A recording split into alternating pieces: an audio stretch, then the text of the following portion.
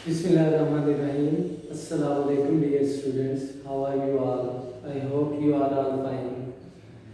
पिछले लेक्चर में हमने 1.3 को स्टार्ट किया था और उसके साथ मैंने आपको क्वेश्चन नंबर 1 सॉल्व करने के लिए दिया था और क्वेश्चन नंबर 2 मैंने कहा था कि आपने ट्राई ज़रूर इसको करना है।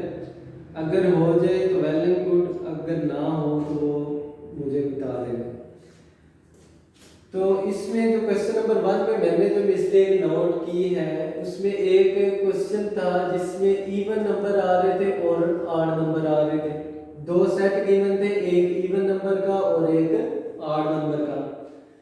तो प्यारे बच्चों, सबसे पहले जब हमने वेन डायग्राम्स के बारे में इंट्रोडक्शन इसका पढ़ा तो उसमें मैंने आपको बताया था कि कोई भी दो सेट आपस में कितनी टाइप्स के हो सकते हैं, वो आपस में 3 टाइप्स के हो सकते हैं, इससे अलावा और कुछ नहीं हो सकते।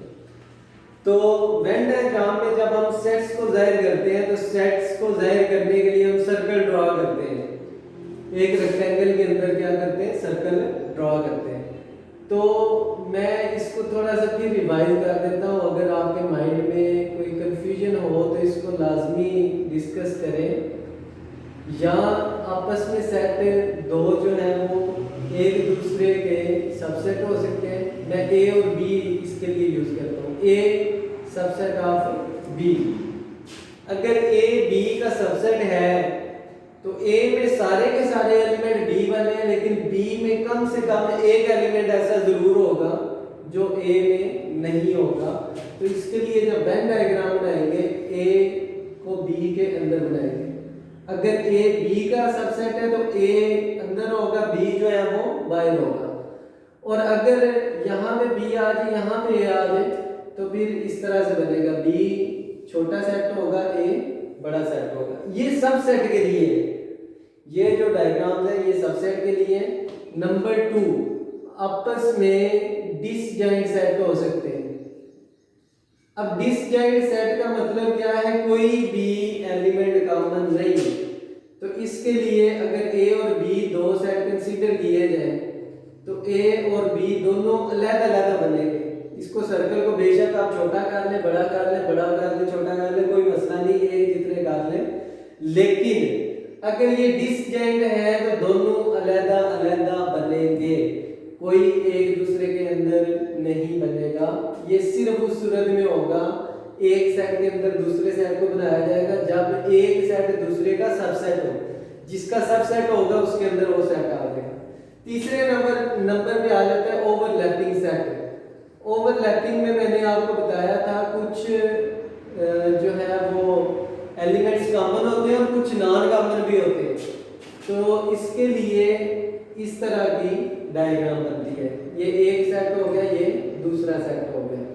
तो इस जगह में कॉमन एलिमेंट आ जाते हैं। तो मैंने आपको बताया था कि इवन और ऑड जो है ये डिसजॉइंट सेट है।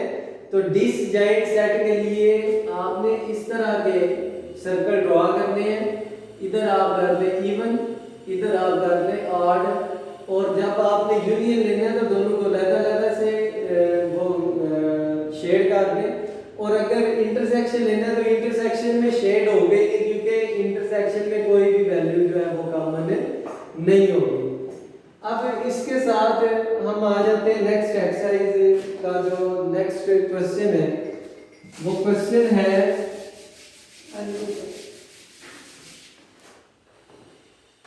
क्वेश्चन आपके सामने लिखा हुआ है। पहले क्वेश्चन नंबर 2 को देख लेते हैं।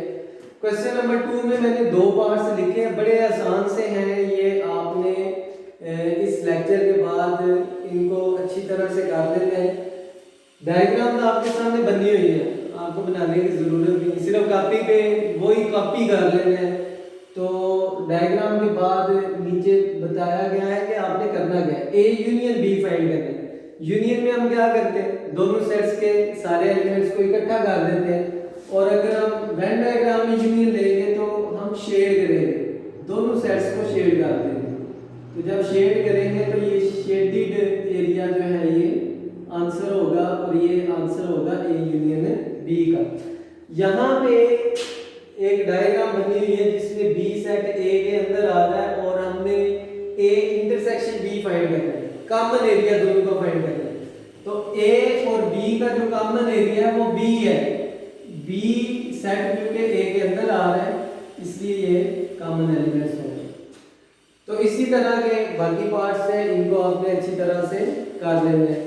अब इसके बाद आ जाते हैं क्वेश्चन नंबर 3 की तरफ। क्वेश्चन नंबर 3 के आगे दो पार्ट्स हैं और हर पार्ट के लिए आपने 4 ऑपरेशन करने हैं, 4 उसके हिस्से हैं, 4 क्वेश्चन है, हर पार्ट के लिए 4 हिस्से हैं, 4 क्वेश्चन आपने करने हैं।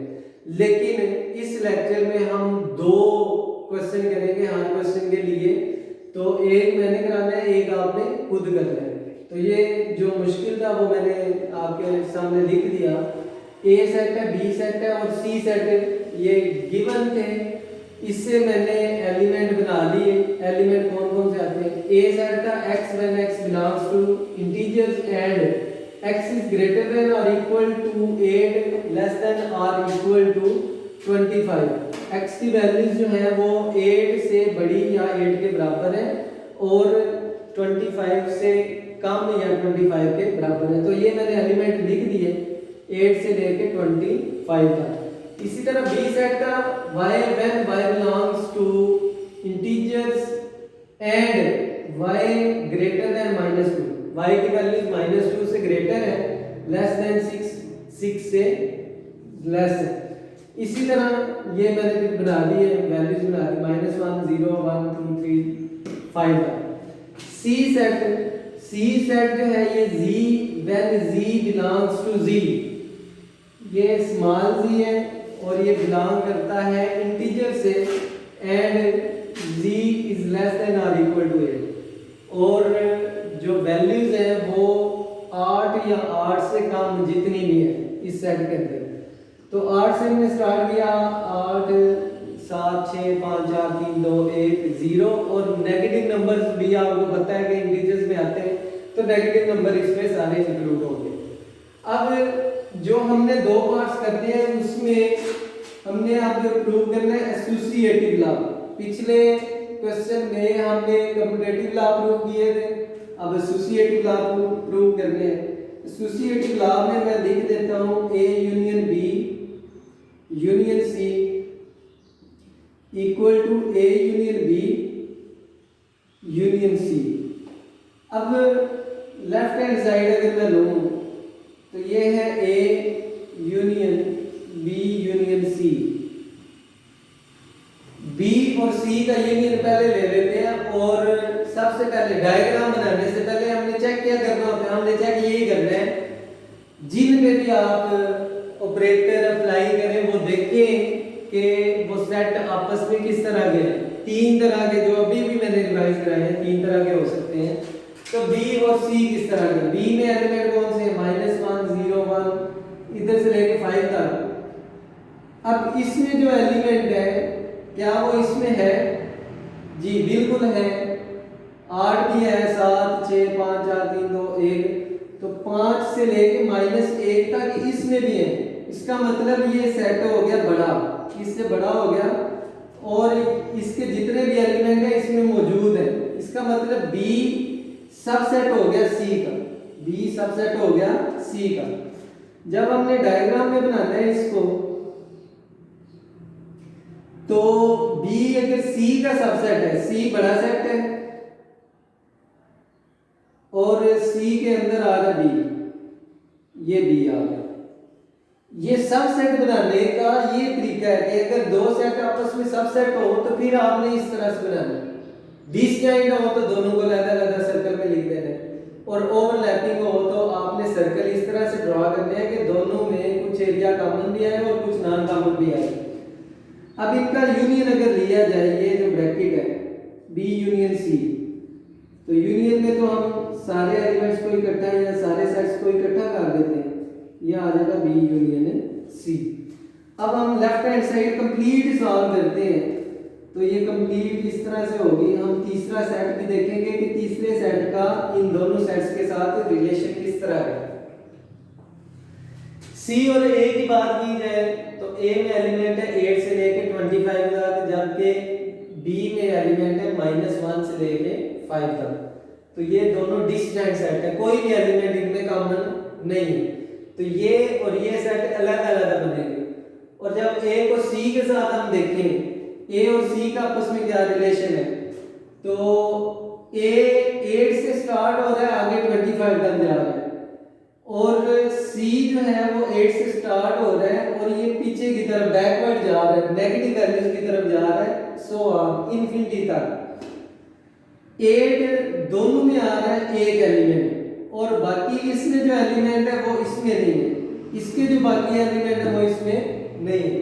इसका मतलब ये दोनों आपस में ओवरलैपिंग सेट होंगे। तो ए और सी जो है ये ओवरलैप करेंगे, जबकि ये ए हो गया, ये सी हो गया, और बी जो है वो सी के अंदर आएगा। ये बी और सी का हमने यूनियन लिया था, ये इस तरह से हमने लाइनें लगाई थी।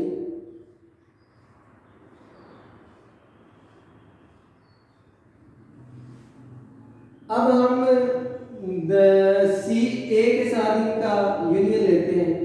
मैं क्रॉस लाइन लगा देता हूँ ताकि वो पहले वाला भी जो है वो पता चलता जाए कि वो उसके साथ हम यूनियन ले रहे हैं।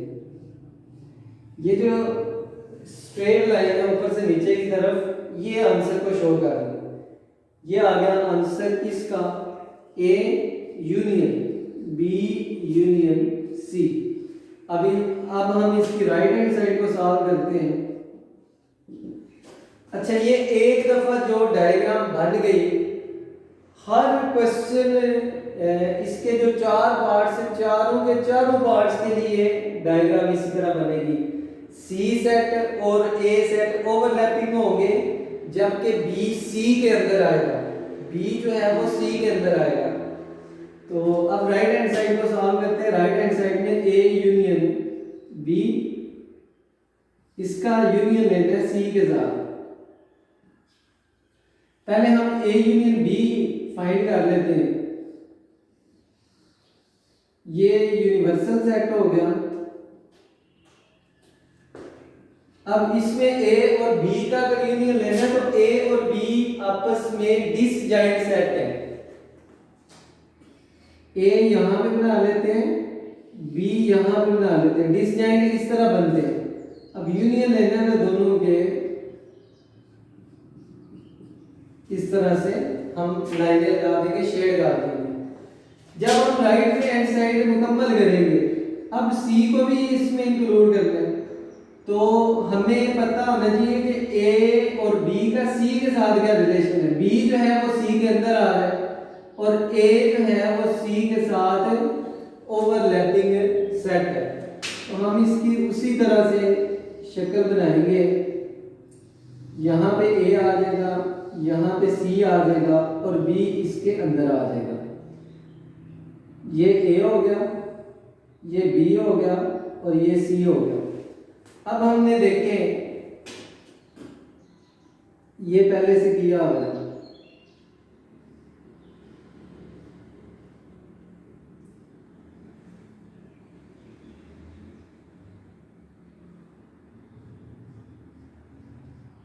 ये जो हमने ब्रैकेट सॉल्व की थी, इसका ये आंसर था। अब इस दोनों का जो भी आंसर है, इसका यूनियन ले लेना सी के साथ, सी भी इंक्लूड हो जाएगा। यहां से लेके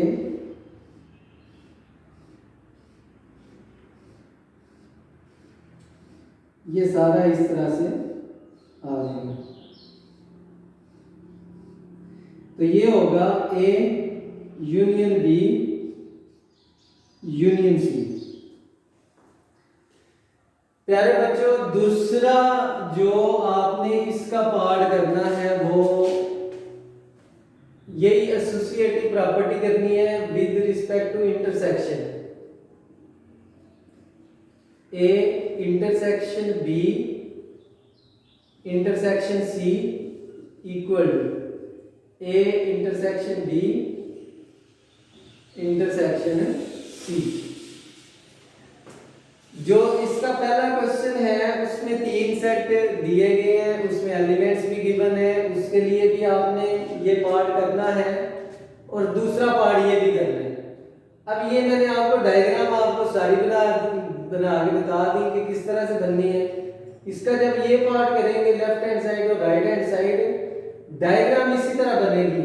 सी के अंदर बी आएगा, सी और ए आपस में ओवरलैपिंग होंगे। जब हम बी और सी का इंटरसेक्शन लेंगे तो उसका आंसर बी आएगा। जब हम इन दोनों का इसके साथ ए के साथ इंटरसेक्शन लेंगे तो एम्प्टी सेट होगा, कोई भी कॉमन एलिमेंट नहीं होगा। तो इसी तरह दूसरा हिस्सा भी हम करेंगे तो दोनों साइडें इक्वल आ जाएंगी। तो ये था आज का लेक्चर। बाकी क्वेश्चन मैंने आपकी प्रैक्टिस के लिए छोड़ दिए। अगर किसी क्वेश्चन में कोई प्रॉब्लम हो तो फीडबैक देना मत भूलिएगा। इसी के साथ इजाज़त चाहूँगा। अल्लाह हाफिज़, फ़ी अमान अल्लाह।